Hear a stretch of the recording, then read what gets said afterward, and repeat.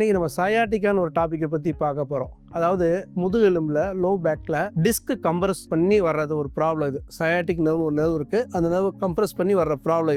இது என்னென்னா பயங்கரமான வலியை கொடுக்குங்க. எந்திரிச்சு நடக்க முடியாது, நிற்க முடியாது. சொல்ல சொன்னால் இது ஒரு 10 பல்லு வலிக்கு சமம். இதுக்கான எளிய ஒரு நிவாரண முறைகளை உங்களுக்கு நான் சொல்லி தரப்போகிறேன். ஃபார் எக்ஸாம்பிள் தூங்கவே விடாது, அவ்வளோ வலி இருக்கும். ஸோ இப்போ எந்த பொசிஷனில் படுக்கணும்னு சொல்லி தரப்போகிறேன். நம்ம வந்து எப்பயுமே எந்த பக்கம் வலி இருக்கோ அது மேலே வர மாதிரி படுத்துக்கணும். ஒரு கிழிச்சு படுக்கிறது, அதுக்கு அந்த மேலே வர காலை தலாணி வச்சுக்கணும், ஒரு சப்போர்ட்டடாக வந்து படுத்துக்கணும். வலி வராத காலு பின்னாடி இருக்கணும். நேராக படுத்தோம்னா ஒரு 2 முட்டிக்கு அடியில் பில்லோ வச்சுக்கணும். ஸோ இந்த மாதிரி படுத்தா அந்த வலியோட அளவு குறையும். நம்ம போட்டு ஆயின்மெண்ட்டோ இல்லை இதுவோ போட்டு விகரஸாக தேய்க்க கூடாதுங்க. அது 2வது பாயிண்ட். அதுக்கு மேலே நம்மளாம் heat and cold, warm water வச்சோ கோல்டை வச்சோ ஒரு ஒத்தடம் கொடுக்கலாம். டம் கட்டி எந்த வேலையும் செய்யக்கூடாது, திரும்பக்கூடாது, ட்விஸ்டிங் பண்ணி எல்லாம் திரும்பக்கூடாது. ரிலாக்ஸாக ஒரு பொசிஷனில் படுத்துக்கணும். அதுதான் நான் உங்களுக்கு எக்ஸ்பிளைன் பண்ணது. உட்கார்றப்ப பார்த்தீங்கன்னா பேக் சப்போர்ட்டடாக உட்காரணும், கால் தொங்கக்கூடாது. இதெல்லாம் வலியை அதிகப்படுத்தாமல் இருக்கும். இந்த சயாட்டிக்காவை பொறுத்த வரைக்கும் வலியை நம்ம குணப்படுத்துறது 2வது விஷயம். வலியை அதிகப்படுத்தாமல் வச்சுக்கணும்.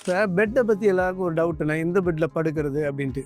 ரொம்ப சாஃப்டான பெட்லையும் படுக்கக்கூடாது, ரொம்ப ஹார்டான பெட்லையும் படுக்கக்கூடாது. நீங்கள் படுக்கிற பெட் வந்து ஒரு ஃபேமாக இருக்கணும். அதுதான் வந்து ரொம்ப முக்கியமான விஷயம். ரொம்ப சாஃப்டாக படுத்தீங்கன்னா பெயின் அதிகமாகும், ரொம்ப ஹார்டாக படுத்தாலும் பெயின் ஆகும். இதுக்கு 2க்கு இடைப்பட்டத்தில் ஃபேமாக இருந்துச்சுன்னா கம்ஃபர்டபுளாக இருக்கும்.